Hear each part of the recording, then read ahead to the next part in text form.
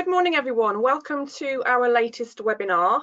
Hopefully you're all here this morning to listen to the Showcasing the Open Banking Affordability Calculator webinar. It's a bit of a mouthful there. This is entitled to, and we have a guest speaker from Experian with us this morning. Just before we get going properly, I will just do the quick hands up sound check, if that's okay with everybody. So if you can see your hand in your panel, if you can pop that up if you can hear me. I can see 1, 2, 3, 4, like lovely, that's good. That's enough for me to feel that we are on air. So if you can move on the slides for me, Phil, that would be great, and we'll get going. So your contacts today, you're going to hear from two main speakers. It's Phil from entitledto, who is one of our directors and has been working on the open banking version of our calculator, our affordability calculator, for the last year or so, and Tom Whitaker from Experian, who is the Senior Open Data Solutions Specialist. And when we hear from Tom in a moment, he will hopefully explain to us what that means. In fact, we just do a quick sound check from you both. Phil, can we hear you? Hello, Wendy. Hello, everyone out there. Morning, great. And Tom, can we hear you? Hi, everyone. Wonderful, great. So next slide, please. This is what we're going to look at today. So hopefully this is what you've all wanted to hear about. We're going to do an introduction to the affordability calculator. So some of you on the call will already be using our version of the entitledto affordability calculator, but some of you may not. So Phil is going to do you a quick introduction so that you can see how the open banking aspect slots into it. And then Tom is going to talk to us about what is open banking and how Experian have been working on it in many guises over the last few years. We're going to pop back to Phil, who will give us a demonstration of our affordability calculator with the open banking add-on. And then we will come to next steps and any questions. The next steps is we are looking for people to help us trial this, and hopefully we will pique enough interest in you this morning that you want to help us take part in that. And questions wise, feel free to ask any questions throughout the morning, but there will be plenty of time at the end for you to ask them as we've been through and we've looked at all of the content. So I think I will just, before we get going, I will just launch a little poll if I can manage to do this. We're just interested in if any of you have come across open banking before in a personal capacity. So you may have used it for a mortgage application or a renting application or some other credit application. It's becoming more used, and again, Tom will hopefully tell us a few different ways that that's happening around the industry. But we've got a few answers coming in already. Great. Oh, interesting. How many people? Got a few more people to vote, or it may be us presenters. So I'll just give that another couple of seconds. Interesting results here. Right, I'll close that and share the results. So 40% or 30% of you said that yes, you had. So that's interesting. So a lot of you will know what it's already about and how it can be used already. A couple of you have not, and 50 not that you're aware of. That's quite interesting. Again, maybe Tom can allude to that for us. Might people have used it and either forgotten, or it's just happened without their knowledge, or is there always a form of consent involved? So with that knowledge under our belt, let's move on, and I'm going to hand over to Phil, who will talk us through the affordability calculator. Thank you very much, Wendy. Okay, so as Wendy said, if anyone's got any questions, just if you put them into the question part of GoToWebinar, and then Wendy can interrupt me and put your question, and it's fine to do it as we go through or at the end, whichever you prefer. Okay, so this introduction to the affordability calculator is really for the people on the call who don't have this product. If you are a housing association or a local authority who already has the product, this is just a refresher on what we do at the moment. But it's really intended for people on the call who don't know what the affordability calculator is. So the origins of the calculator are that a local authority, a housing association it was, approached us, and they did or do financial checks, affordability checks on prospective tenants when they're applying for properties. And in their particular case, they received some people from the local authority list, but they also had quite a lot of market rents or the 80% rents. And it was those people that they did affordability checks on. And they were doing it through, they'd moved away from their income and expenditure sheet on paper, and they'd moved to doing their income and expenditure checks on an Excel spreadsheet. But they wanted to move away from that for two reasons. The first was that obviously Excel spreadsheets are difficult to handle and you have to send them around. So the standard reasons for putting things onto the internet, that it helps to keep multiple people can access the program, and all the results go into a nice database, and it provides management information and all those good things. But also it's because they realised that combining the affordability, the income and expenditure bit, with a benefits calculator, which is obviously what our main product is, would be advantageous for two reasons. Firstly, it would mean that you're giving applicants the best chance of being able to afford the property, because you're going to maximise their income.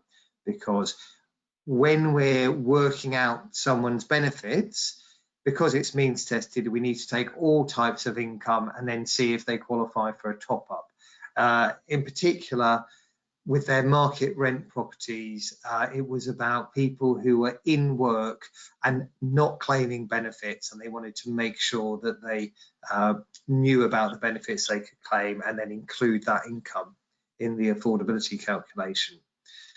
But the other reason was this, that in the previous, before universal credit world, you could basically take someone's income from tax credits or from job seekers allowance and say, right, well, that's their income, but the housing benefit we're going to ignore because there's going to be new housing benefit in the new property. And indeed, housing benefit was often paid directly to the landlord. Under universal credit, the problem is that the benefit amount that you see includes support for rent. So you can't just use that amount, because obviously the universal credit is going to be different in the new property that they're moving into. So you need to calculate the universal credit from scratch.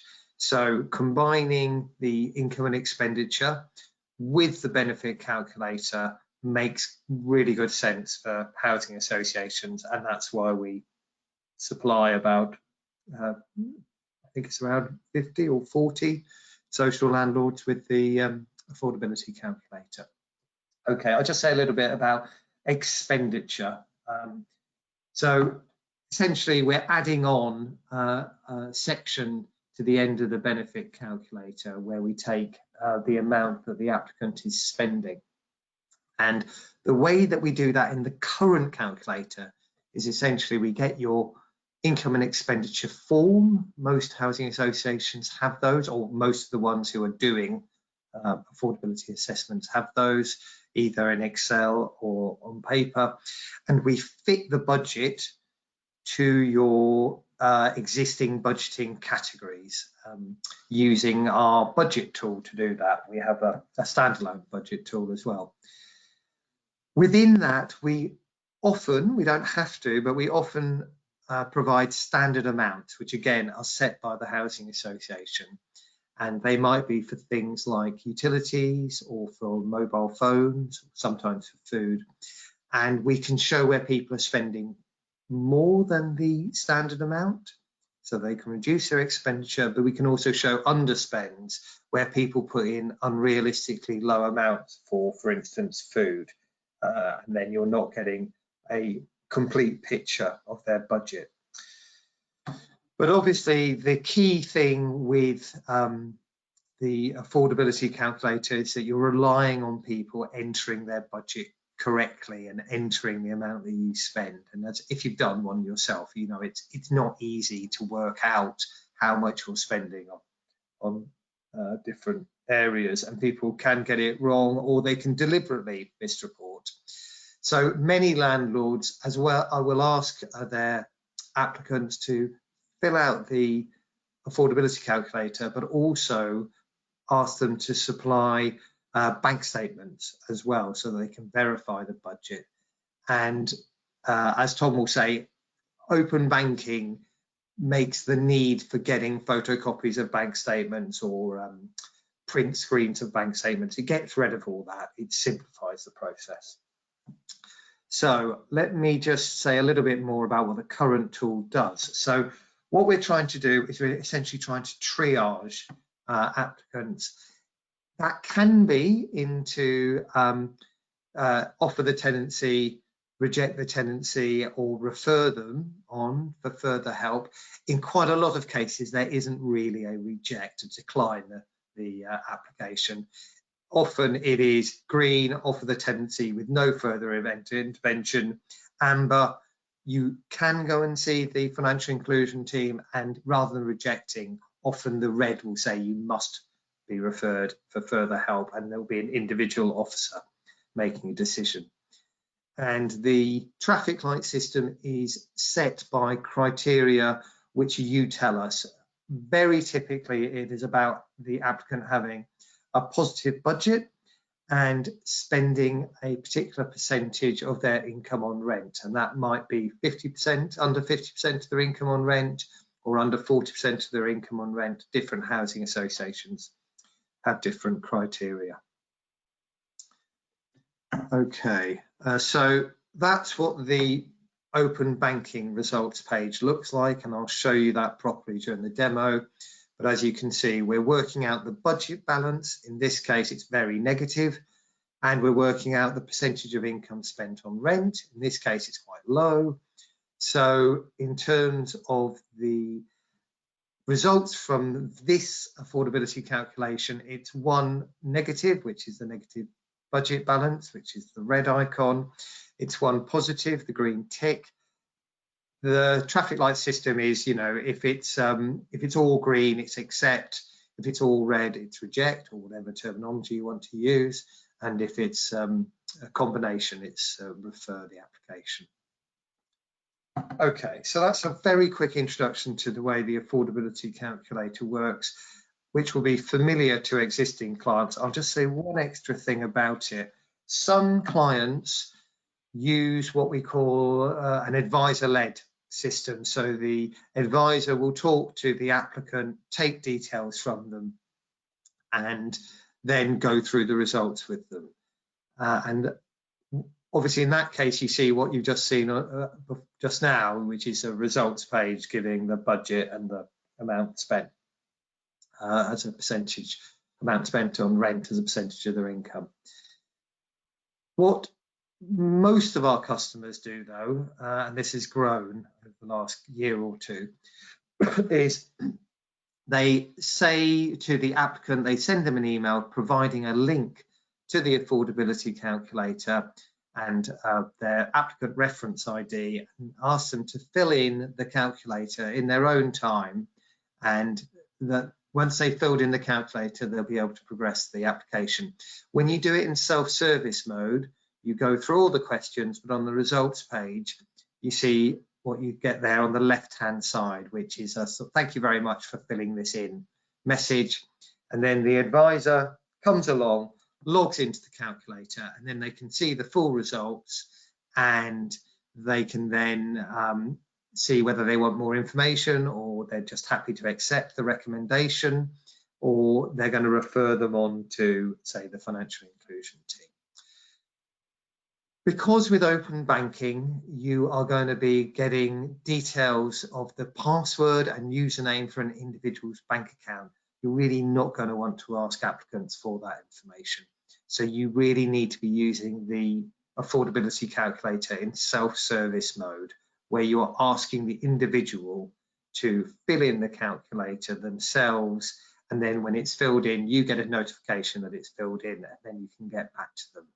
And if they're filling it in themselves, that means that they'll either have their open banking details saved on their browser if they're on a PC, or if they've got their banking app on their phone, they can go through it, and you can normally just use a fingerprint to make the open banking turn.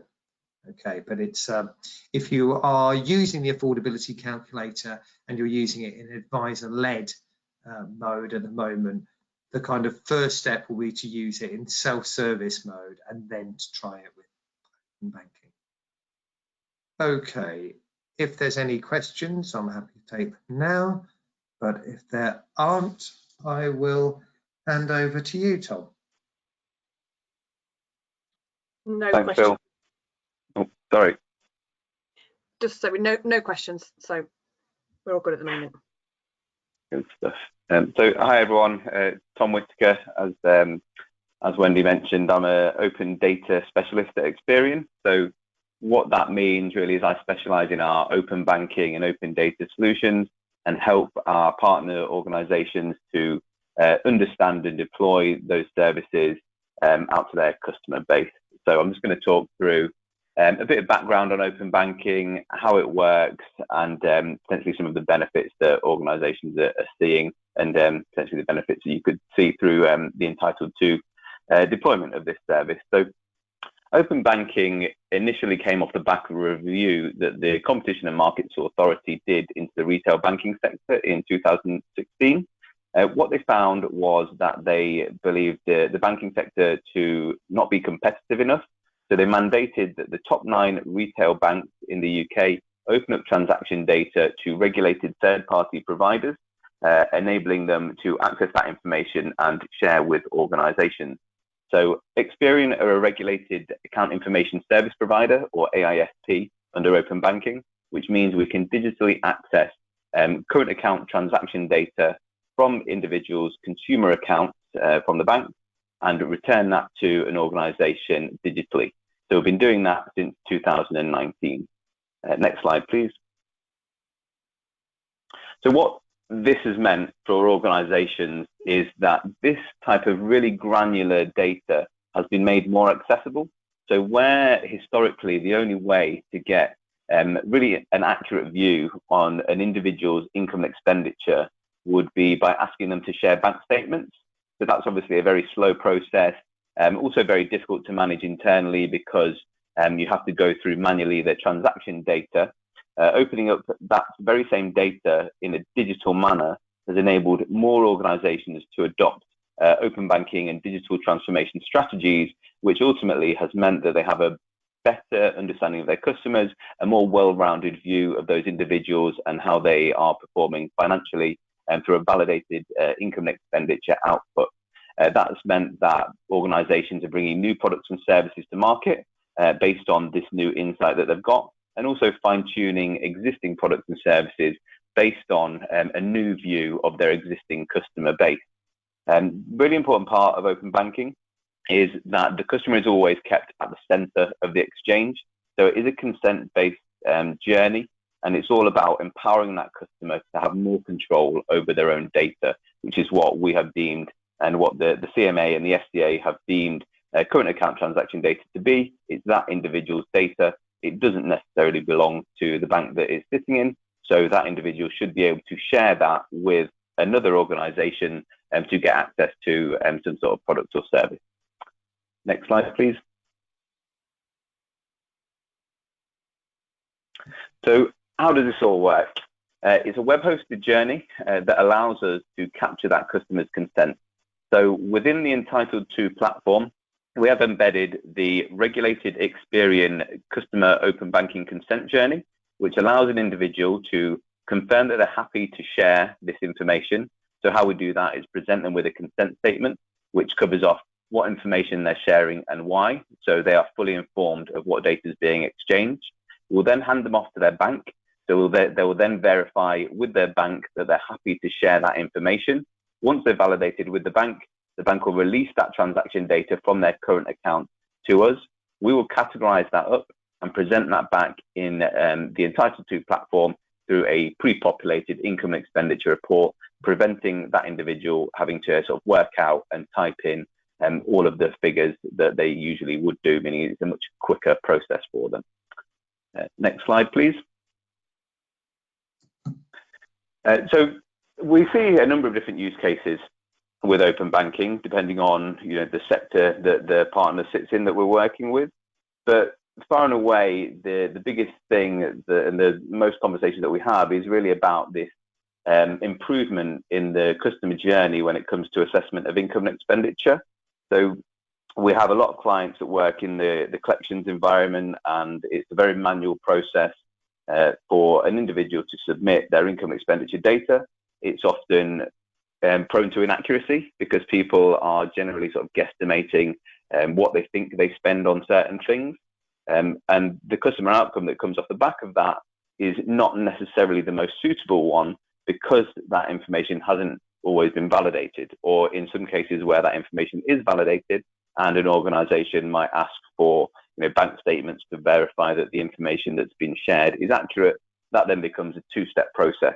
So what we're doing with open banking is exchanging that pretty long-winded and potentially inaccurate process for a customer journey that can be completed online in sort of 2 to 3 minutes, meaning that customer experience is much better. It's a much faster way for them to submit the data.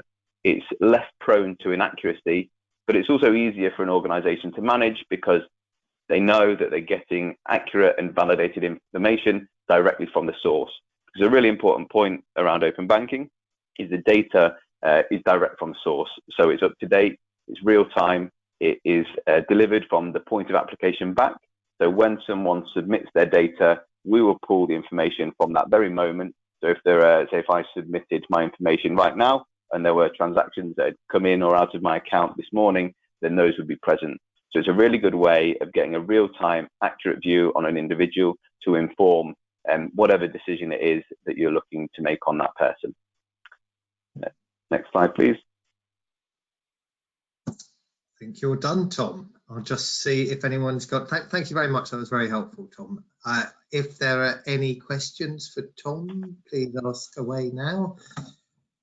If not, I will continue with the demonstration. Okay, so I just will introduce this, and this is slightly repeating what Tom's saying. So we're getting essentially open banking is a spreadsheet which contains all your banking transactions in the last year. That goes into Experian and they categorize it. So in this open banking version, we're not able to fit it to existing income and expenditure sheets where different organizations will have their own categories. Now, I don't think there's actually a lot of reason that for different housing associations categorizing expenditure in particular ways. I think it's just historical. In the open banking version, we have to use the categories that we're given by Experian.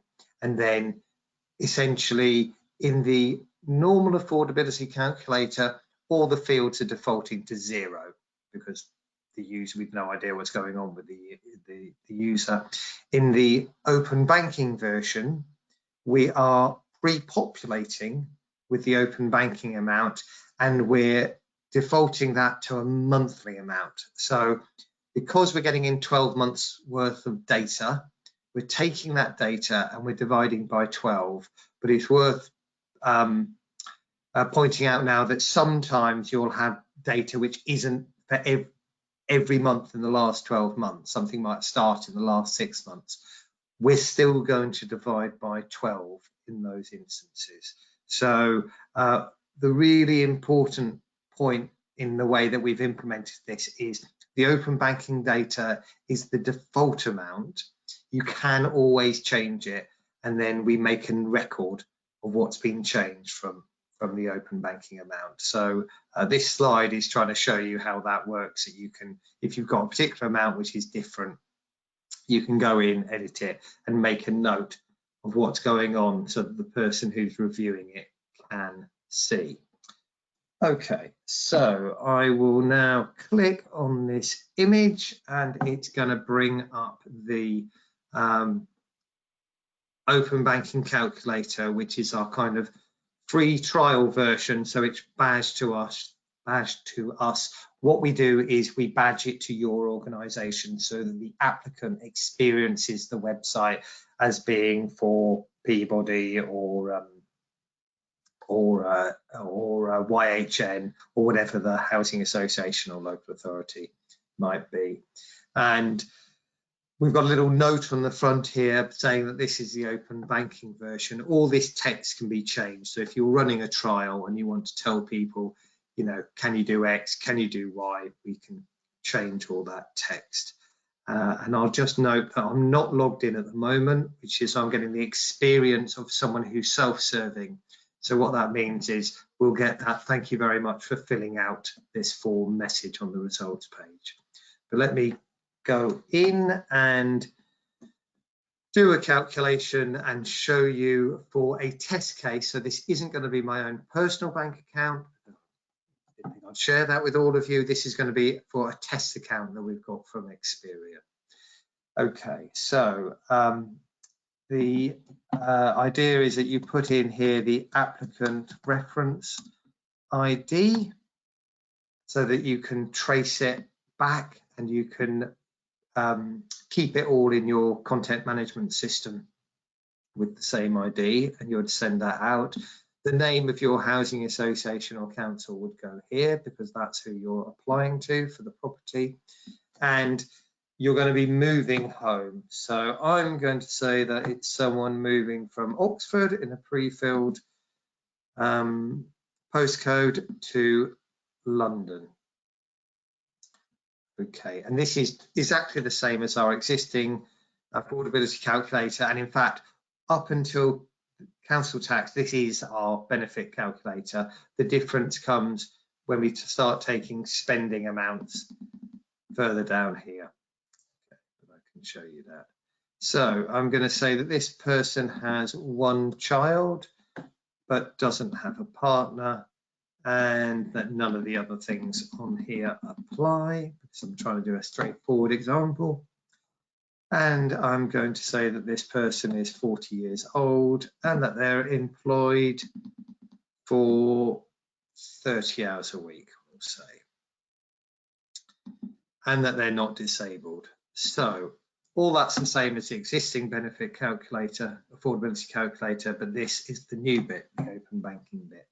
So this is where the individual is going to start connecting to Experian and connecting their bank account so we can use that data. So there's a message there about what open banking is. Again, we can change that text if we need to. And we've now gone across to Experian site where they're explaining the process to the individual. So I'll get started. And in order to get started, I need to enter the details for the test case that we're using. So this isn't going to connect to a real bank account. This is going to connect to a pretend bank account for this case, who's called Sharon Rajapaksa. I hope I pronounce that correctly. Rajapaksa. And Sharon's date of birth is 17/08/1977, and she lived. Bill, you put 18 there, so I think that might not validate. Oh, thank you so much. I'm so used to writing 18th of November, my birthday, got that wrong. Thank you. Yeah, that wouldn't have worked. These details have to be correct. AL3 8LE is the postcode, and then I can find the address, which for this example is 80B the High Street. Okay, so I've entered all my details there, and it would have, sorry, and this one is about telling the individual what open banking is. So I'm not going to go through all this text here, but it's standard Experian text about their terms and conditions for open banking. Now, this is where it's clear that it's a test case because I've got Lauren Bank. Normally, this would have all the high street banks, Barclays and Lloyds, etc., and you'd click on the relevant bank to you, but we're using a test case with Lauren Bank. and we are just going to use the top account. I'm going to confirm that, and they're now connecting to the bank, and this is where, if I was on my Lloyds account, I would be having to put in my user ID and my password. I know that on my browser that is stored automatically, so it would automatically come across. If you're using a phone, again, normally it will just be through authenticating it through a fingerprint. Okay, it's not sorry to interrupt again, but I see the add another account there. We've actually had a question about multiple accounts, so might this be a good place to cover that? Yes, it would be, but you know what? I'm just going to say, if people have, yeah, I'll give the answer. You can correct me if I'm wrong, Tom. If people have multiple accounts, you can add extra accounts, and Experian will take all that data and they will put it all together. I'm going to say this again at the end. At the moment, we've only got the open banking version working for single people.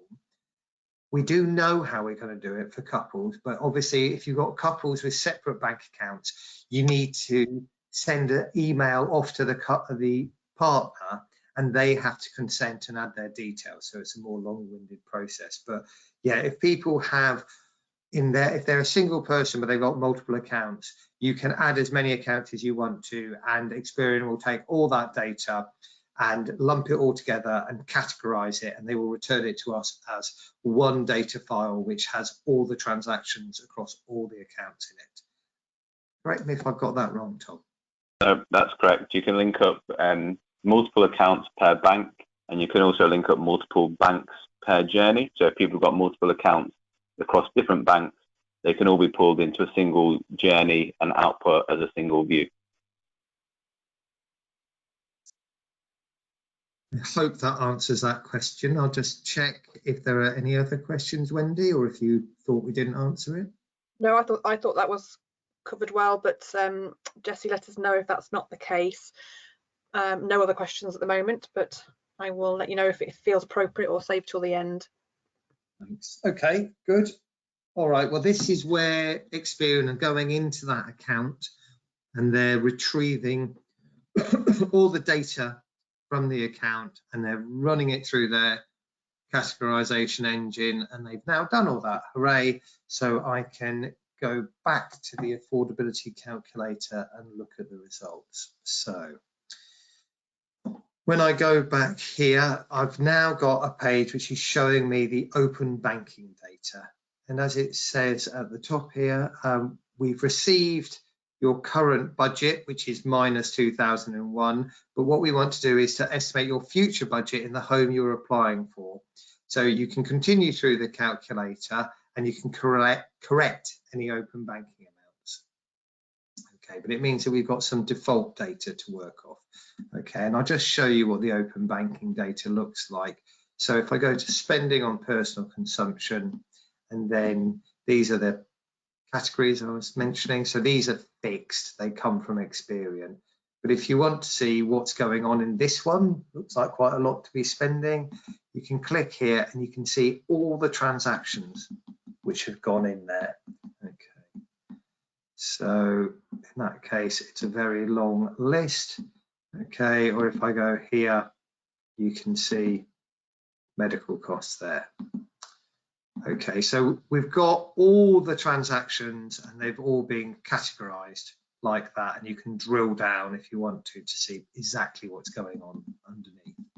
Okay, so I will now continue. So we're now back into the standard affordability calculator and going through the benefit calculation part of it. So I'm saying they've got a child who's aged 8.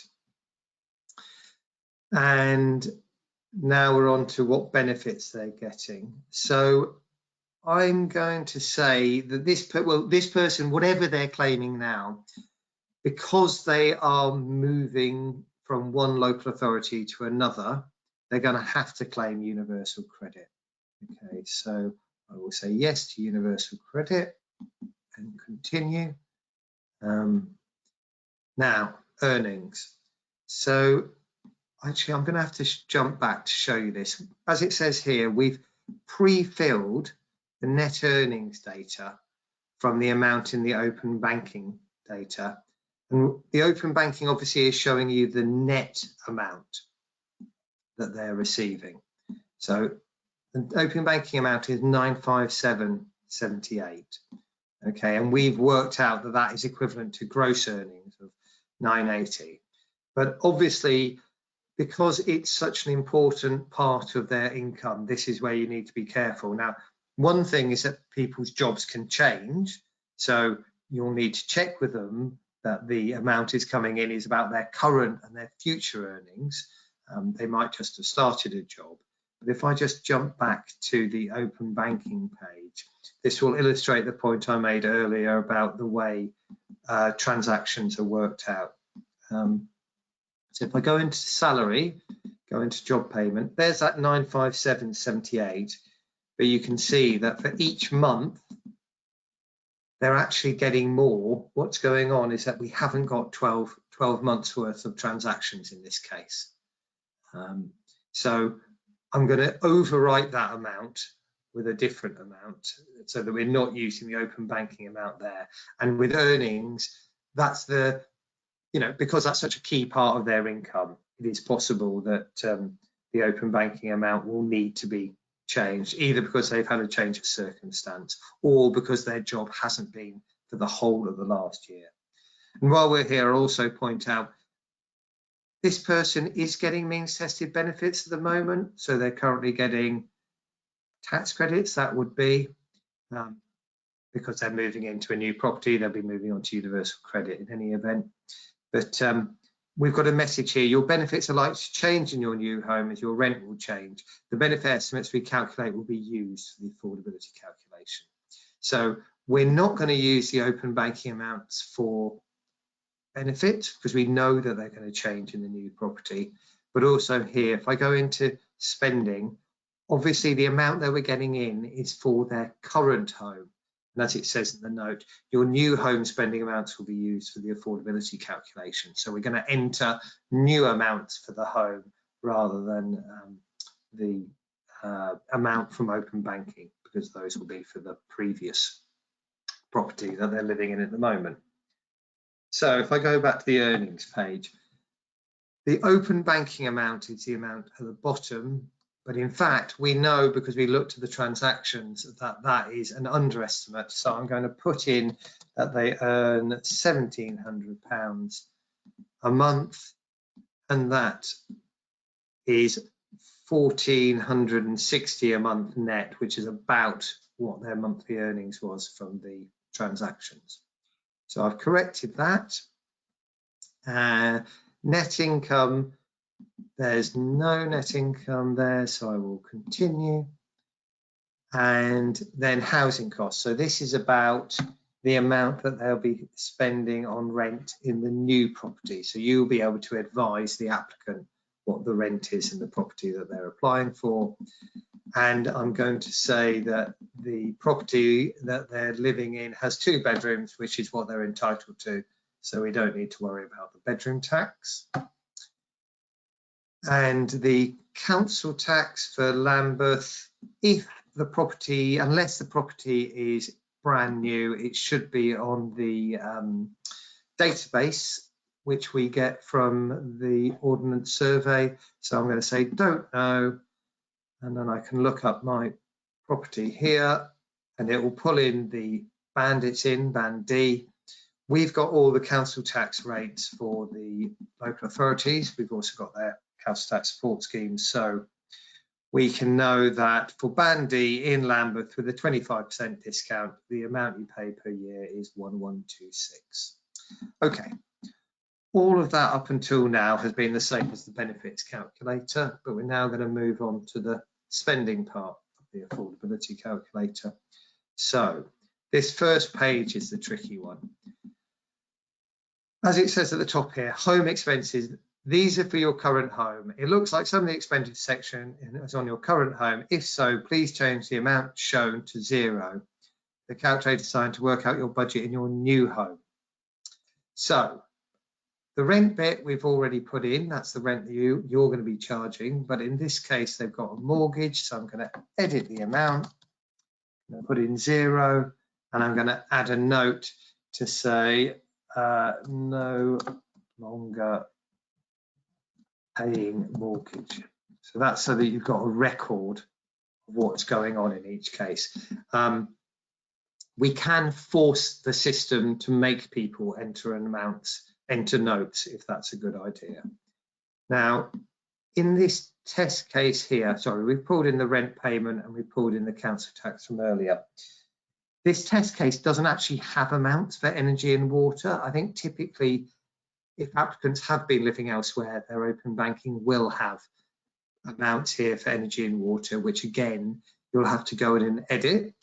And I'm not using it here, but we do have a standard amount system. So if you've got standard amounts for water and energy, or you might be able to get it from the EPC, we can pre-fill this with our standard amounts. But in this case, I am just going to type in that I'm spending £80 a month on energy, and I will say £30 a month on water. Because we haven't got any open banking amounts, it hasn't got a label here. But if I go on to the next page, I can show you where we have pre-filled from open banking. So in this case, the individual has got loan repayment. I think actually, if I go on to the next page, it'll be a better one to show you. Let me go here to home contents and insurance. Okay, so this is categorized in the engine to fit in with insurances rather than home expenses. But let's say that home contents is going to change. So I'm going to edit the amount and I'm going to go to say that they will be spending, say, £20 a month. And I will add a note to say I'm going to have a new home contents policy in the new property. So you can always edit open banking amounts if they're wrong, but in the majority of cases, so for instance, car insurance, there's no reason to think that that's going to change in the new property. But if I want to look at how it's been arrived at, I can look here again. There aren't 12 transactions here, so I could update the car insurance amounts like this. So I'll go to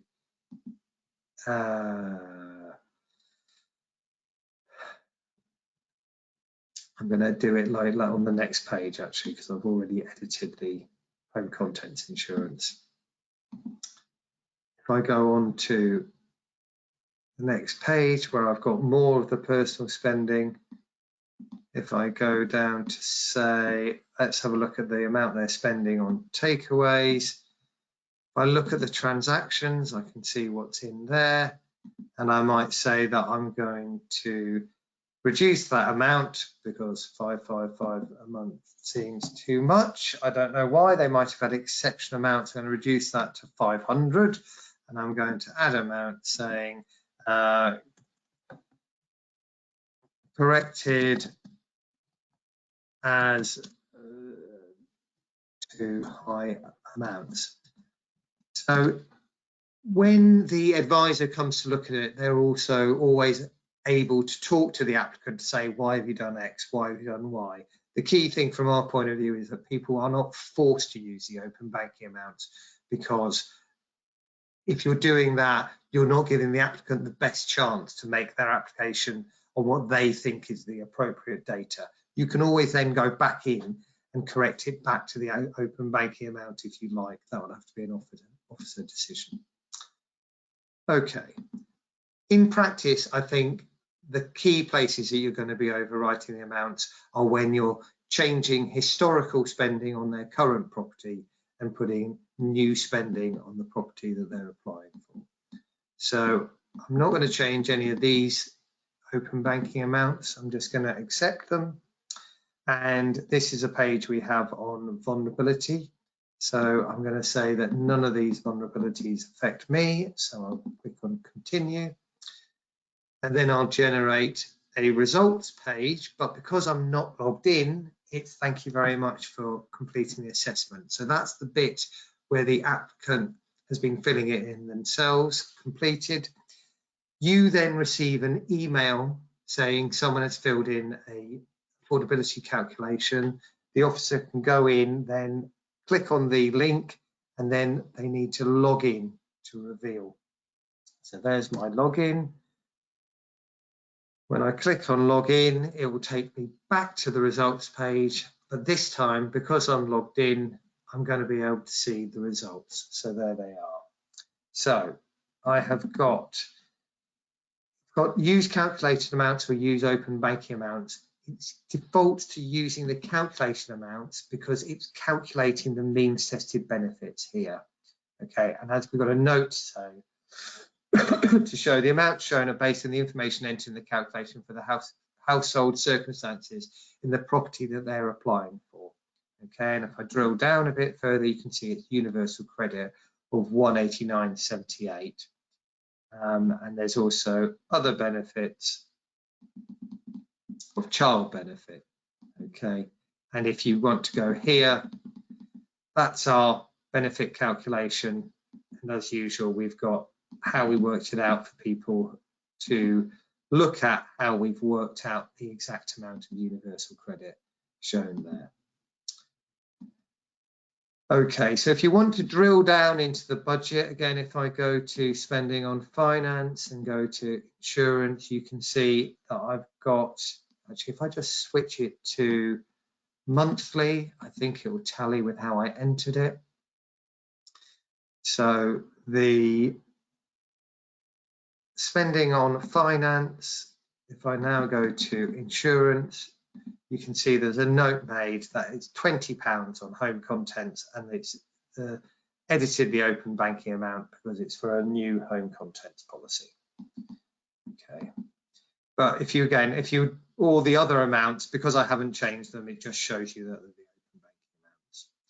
So that's how I work out the budget balance. In this case, it's a negative of 1,400 as a percentage of rent. That's 36%, and in this example, we've got a limit of 30%, so that would be two negatives. And the way this text is written is in terms of accept, reject. In many cases, it wouldn't say reject. It would say something like, you must see our financial inclusion officer in order to progress this application.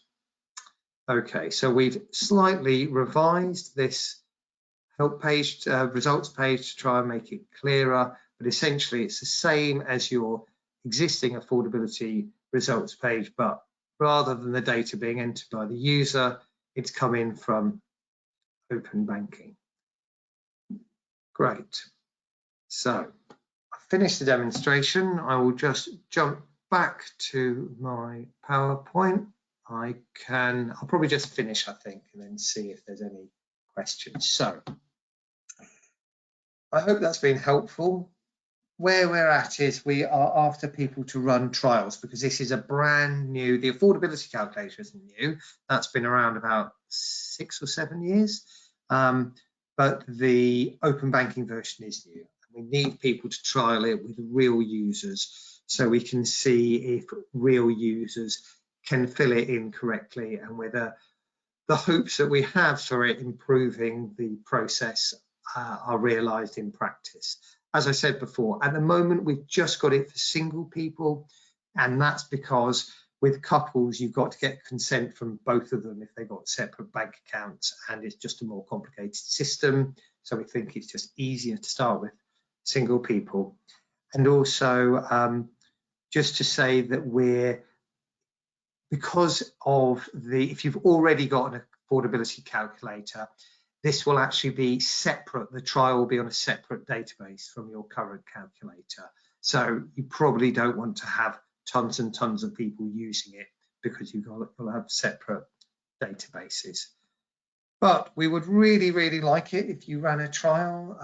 As Tom said, and I hope I made clear, we think it could make it a lot easier for the applicant and for you, because you're getting better data and it's quicker for them. And it's very common in other sites, other sectors. So if you're interested, what we'd do is we'd set up a site which is branded to you and help you in every way possible to run a trial. And then once we've got some trials run, we can then take this further. But we think it's ready now for real people to go through it and to give us some feedback. So I've got to the end. I'll see if there's any questions or comments either from Tom or from anyone on the call. Not from me, thanks, Bill. We have just had one question come in, so if anyone has now got any that spring to mind, or if you just want Phil to recap on anything, do let us know. We've got a few minutes left before we will wrap up at midday.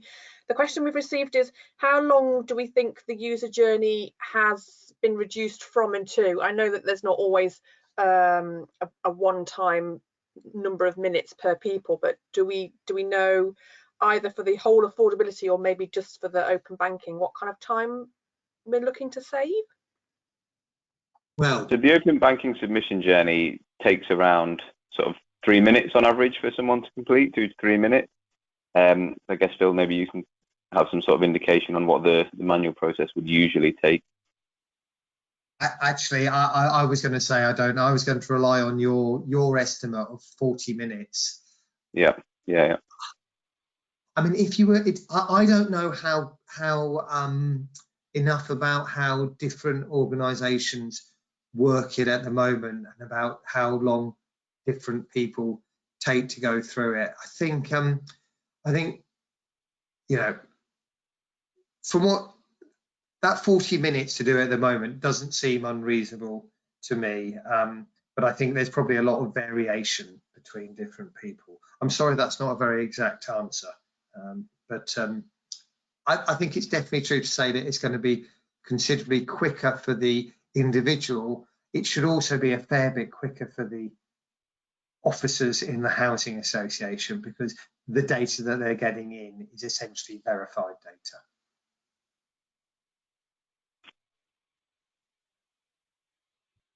Okay, we've not had any other questions at the moment. Okay. Waiting at the moment, but no, and nothing's coming in. So I think just another appeal for if anyone wants to give it a try, or if anyone wants a more specific demonstration, just a one-to-one, so that you can have a chat rather than in the bigger group that we are today, then do get in touch with Phil or myself. I will send out the slides and the video probably this afternoon, so you can watch back any bits that you want to recap on, or just get in touch with us. Basically, we're happy to answer any questions and help. We want to help your clients make this a more straightforward journey. Just to re-emphasize that, yeah, we will get back to you, or do tell us if you'd like to run a trial. When we're running a trial, we'll run it on a version which is badged to you. So just let us know if you're interested, and then we can get that process of running a trial started. And we're really keen to see how it works in practice. So we are hoping that 1 or 2 of you will be keen to do that. But thank you very much for listening and for your interest. And thank you for Tom. It's great to hear about what's happening in the open banking world, and to try these new technologies and improve people's user experience. So we're a few minutes early. We'll let you get on your way to go off and have your lunch or a cup of tea, or whatever is your preference. But do get in touch with any questions, and we hope you found that useful. Thanks for coming. Thanks, Wendy. Thank you. Thank you. Bye-bye.